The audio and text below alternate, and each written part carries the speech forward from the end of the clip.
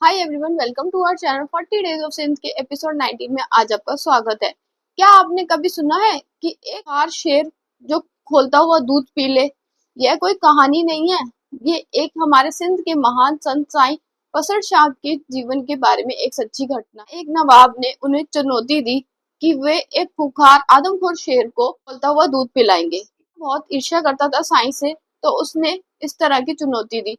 एक पिंजरे में उसने आदमखोर शेर को रखा और साईं के हाथ में खोलते हुए दूध का प्याला दिया कि साईं आप इसे दूध पिला दीजिए।